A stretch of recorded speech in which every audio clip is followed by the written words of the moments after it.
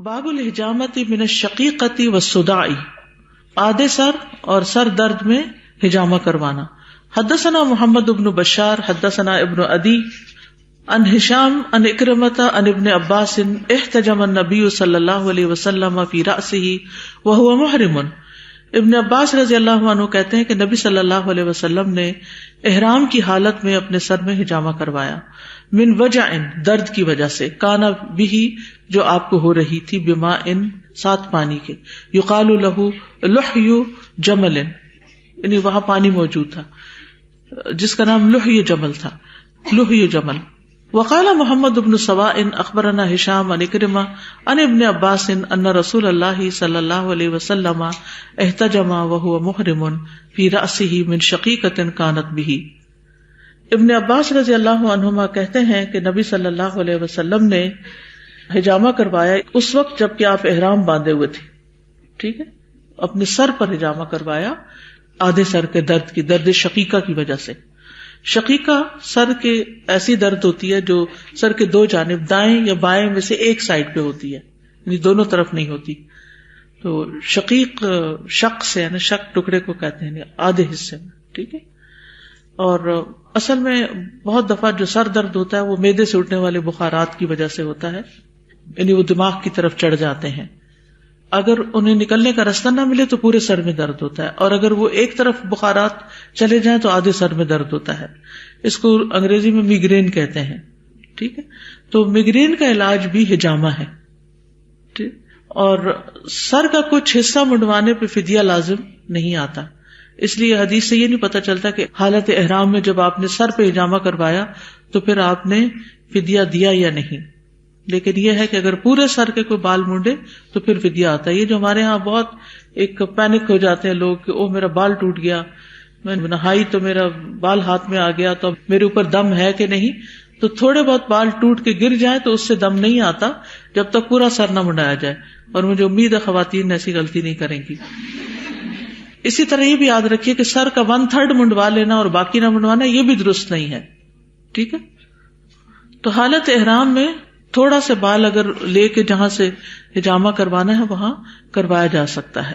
حدثنا اسماعیل بن ابان حدثنا ابن الغسیل قال حدثني عاصم بن عمر عن جابر بن عبد الله قال سمعت النبي صلی اللہ علیہ وسلم يقول ان كان في شيء من ادويتكم خير ففي شربة عسل او شرطة محجم او لزعة من نار وما احب ان اکتوی. رسول اللہ صلی اللہ علیہ وسلم نے فرمایا کہ تمہارے علاجوں میں سے، تمہاری دوائیوں میں سے اگر کوئی چیز مفید ہے تو شہد کا پینا، حجامہ کروانا یا انگار سے جلسنا. اور میں اس کو پسند نہیں کرتا، یعنی آگ سے داغ لگانے کو پسند نہیں کرتا. اس حدیث سے بھی یہی پتہ چلتا ہے کہ حجامہ کروانا ایک بہترین علاج ہے. بسم اللہ الرحمن الرحیم. السلام علیکم ورحمۃ اللہ وبرکاتہ.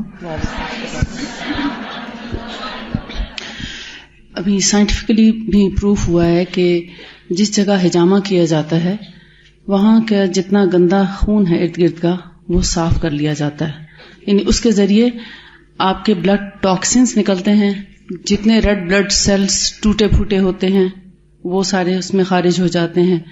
اور جو دردیں کسی نہ کسی ٹاکسنز کی وجہ سے ہوتی ہیں یا کوئی بھی جو وجہ بیماری کی بن رہی ہوتی ہے، چاہے وہ درد ہو یا کوئی اور بیماری ہو، جیسے کوئی کلوٹنگ ہو جاتی ہے، جیسے فالج ہے مثلاً، یا پتھریاں بننا شروع ہو جاتی ہیں، سسٹس بننا شروع ہو جاتی ہیں، فائبرائڈز بنتے ہیں، ٹیومرز بنتی ہیں. تو یہ ساری چیزیں جو ہیں بیسیکلی ہمارا جو جسم ہے رگوں کا بنا ہوا ہے. جیسے کپڑا دھاگے سے بنتا ہے نا، اس طرح ہمارا جسم جو ہے وہ رگوں سے بنا ہے. تو ابھی ریسنٹلی یہ پتہ چلا ہے کہ ایک انسان کے جسم میں اتنی رگیں ہوتی ہیں کہ اگر ان سب کو جوڑ دیا جائے تو پوری زمین کے گرد تقریباً 2.5 چکر لگ جاتے ہیں ایک انسان کی رگوں کے. اتنا انسان یعنی کمپلیکیٹڈ اور اتنا یعنی دبیز بنایا ہے اللہ تعالیٰ نے کہ اس کے اندر اگر آپ دیکھیں ناخن بھی ٹوٹے یا ہڈی بھی ٹوٹے تو اس کے اندر سے خون نکلتا ہے. ایک بال اترے تو ہمیں اتنا نظر نہیں آتا، 3-4 بال اگر اکٹھے اکھڑیں تو ان کی جڑوں میں بھی خون ہوتا ہے. تو گویا ہر چیز ہمارے یعنی ہڈی بھی جو گرو کرتی ہے وہ انہی خون کی رگوں کی وجہ سے ہی ہمارا قد اتنا بڑا ہو جاتا ہے. تو ہر جگہ سے جب خون گزرتا ہے تو اس کی صفائی ستھرائی کی ضرورت پڑتی ہے، ایسے ہی جیسے ہمارے شہر کے سیوری سسٹم کی صفائی کی ضرورت ہوتی ہے کہ اگر سیوری سسٹم صاف نہ کیا جائے تو کتنی غلاظت اور گندگی اور کتنا تعفن ہو جائے گا. اسی طرح اگر ایک انسان کے جسم کی رگیں کہیں سے بلاک ہو جاتی ہیں تو وہاں یا تو کچھ نہ کچھ گروتھ یا سویلنگ یا کوئی یعنی کچھ نہ کچھ بلاکیج وغیرہ ہو جاتی، کلاگ ہو جاتا ہے، جس کی صفائی ستھرائی صرف حجامہ سے ممکن ہے. یعنی اور بھی کئی ایسے طریقے علاج ہیں مگر سب سے عمدہ جو ہے وہ حجامہ ہے. جیسے فسد ہے تو اس میں خون بہت زیادہ ضائع ہو جاتا ہے، انسان کمزور ہو جاتا ہے، لیکن حجامہ سے کسی قسم کی کوئی کمزوری بھی نہیں ہوتی، تکلیف بھی نہیں ہوتی.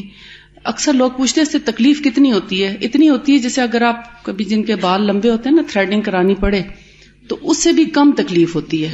یعنی ایک سمجھنے کے لیے کہ کتنی تکلیف ہوتی ہے، اس تھریڈنگ سے بھی کم تکلیف ہوتی ہے حجامہ کی، کیونکہ یہ بالکل سرفیس پہ لگایا جاتا ہے، اسکریچ ہوتا ہے ہلکا سا، کٹس نہیں ہوتے. جو لوگ کٹس لگاتے ہیں وہ غلط حجامہ کرتے ہیں.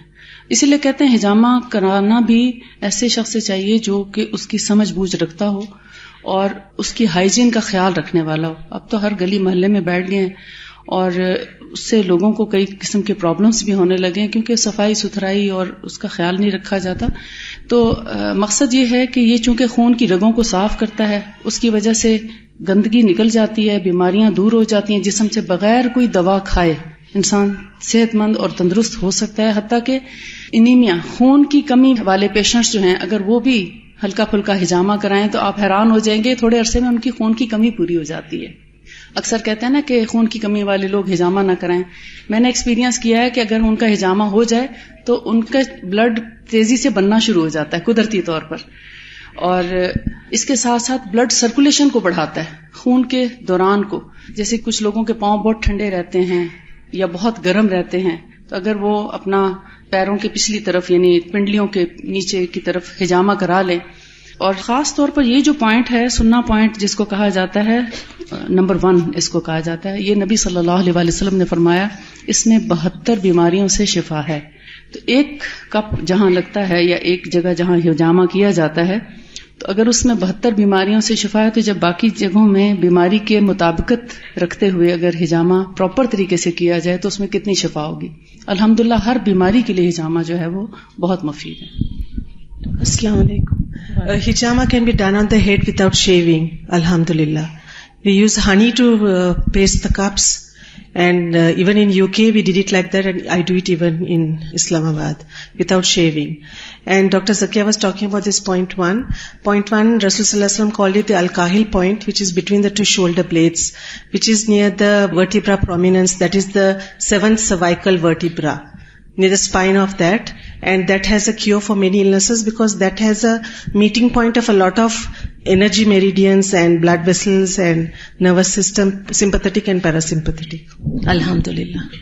باب الحلق من الاذى. تکلیف